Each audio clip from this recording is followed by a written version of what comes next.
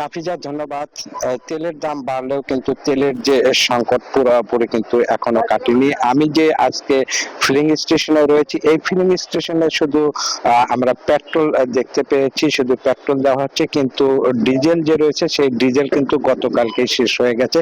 যে কারণে কিন্তু এই পেট্রোল পাম্পটিতে কিন্তু ওই যানবাহনের দীর্ঘ সারি রয়েছে, বিশেষ করে পণ্যবাহী ট্রাকগুলো দাঁড়িয়ে রয়েছে এবং যাত্রীবাহী বাসগুলো তেলের অপেক্ষায় দাঁড়িয়ে রয়েছে। দুপুর 2টার পরে যদি বাগাবাড়ি থেকে তেল আসে তারপরে কিন্তু তেল দেওয়া হবে। এদিকে মোটরসাইকেল যে চালকরা রয়েছে তারা কিন্তু ফুয়েল কার্ডের মাধ্যমে কিন্তু তারা নির্দিষ্ট হারে তেল নিয়ে যাচ্ছে, যে কারণে কিন্তু পাম্পগুলোতে বিশৃঙ্খলা অনেকটাই কমে গেছে। কোনো অযাচিত ভিড় হচ্ছে না, তারা শৃঙ্খলা ভাবে তেল নিচ্ছে। এছাড়াও সরকারিভাবে যে জরুরি সেবার যে নির্দেশনা দেওয়া হচ্ছে সেই নির্দেশনাগুলো কিন্তু এখনো কোনো পাম্পে এসে পৌঁছেনি, যে কারণে কিন্তু সেই জরুরি সেবার কার্যক্রম কিন্তু এখনো চালু হয়নি। এদিকে কৃষকরা ডিজেলের জন্য কিন্তু পাম্পগুলোতে আমরা ভিড় করতে দেখেছি, যে এবং তাদের যে চাহিদা সেই চাহিদা অনুযায়ী তেল না পায় কিন্তু তারা আবাদ নিয়ে শঙ্কা প্রকাশ করেছে। ইতিমধ্যে কিন্তু বোরো, ভুট্টো এবং শাকসবজির আবাদ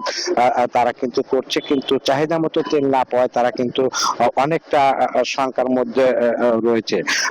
আর অন্যদিকে বাগাবাড়ি যে ওয়েল ডিপো রয়েছে পদ্মা, মেঘনা, যমুনা, সেখান থেকে কিন্তু আজকে সেনাবাহিনীর তত্ত্বাবধানে কিন্তু ঢাকা, রাজশাহী, রংপুর এবং ময়মনসিংহে কিন্তু তেল সরবরাহ করা হচ্ছে। সব মিলে আসলে এই পাম্পের সংখ্যা বাড়লেও তেল সরবরাহ কিন্তু পাম্পে আগের মতোই রয়েছে। এই সংকট যদি না কাটে তাহলে পুরোপুরি তেলের সংকট কাটবে না।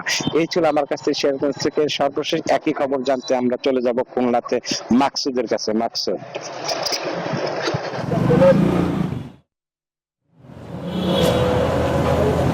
জি, ধন্যবাদ সাহেব। খুলনায় কিন্তু পদ্মা, মেঘনা, যমুনা যে 3টি ডিপো আছে সেই ডিপো থেকে ফিলিং স্টেশনগুলোতে সরবরাহ কিন্তু বাড়ানো হয়েছে। এই কারণে জ্বালানি তেলের চাহিদা কিন্তু পেট্রোল পাম্পগুলোতে কমে গেছে। আমরা সকাল থেকে কয়েকটি পেট্রোল পাম্পে গিয়েছি, সেখানে কিন্তু প্রত্যেকটি যানবাহন কিন্তু তুলনামূলক অনেক কম। যে দীর্ঘ সারি ছিল সেটা কিন্তু কমে গেছে এবং চাহিদা মতোই তেল সরবরাহ করা হচ্ছে। যদি আমি এই পেট্রোল পাম্পটির চিত্রটা একটু দেখাতে চাই, এটি হচ্ছে খুলনার একেবারে প্রবেশ পথে মেট্রোপলিটন ফিলিং স্টেশনে। মেট্রোপলিটন ফিলিং স্টেশনে কিন্তু এই দুদিন আগেও কিন্তু যানবাহনের দীর্ঘ সারি ছিল, কিন্তু এখন একেবারে কম, থেমে থেমে 2-1টি মোটরসাইকেল আসছেন এবং তারা তেল সংগ্রহ করার চেষ্টা করছেন। এবং যে জিনিসটি এখানে ঘটেছে সেটা হচ্ছে যে ডিপো থেকে পর্যাপ্ত তেল সরবরাহ করার কথা বলা হচ্ছে, তবে এখনও রেশনিং পদ্ধতি রয়ে গেছে বলে এই ডিপো কর্তৃপক্ষ জানিয়েছে। আমরা যদি এই ডিপোর যিনি কিনা ব্যবস্থাপক দায়িত্বে আছেন, আমরা যদি তার সাথে একটু কথা বলতে চাই যে আপনারা কি ডিপো থেকে পর্যাপ্ত তেল সরবরাহ পাচ্ছেন?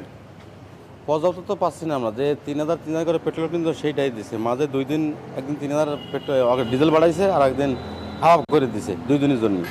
এই ছাড়া আমাদের কোনো তেল বাড়ায়নি। জরুরি সেবা যারা তাদেরকে কি করছেন? তাদেরকে সিরিয়াল ভিআইপি লাইন আছে, কার্ড থেকে চেক করে ভিআইপি লাইনে দিয়ে তাদেরকে ওইভাবে আমরা ছাড়িয়ে দিয়েছে, কম বেশ করে দিয়ে।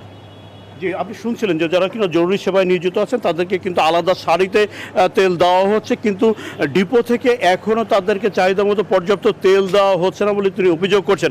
এখানে এখানে এখানে যে ডিজেল আছে সেই ডিজেল কিন্তু পর্যাপ্ত পরিমাণে কিন্তু নাই, মাঝে মধ্যে ডিজেলের ঘাটতিও দেখা যাচ্ছে।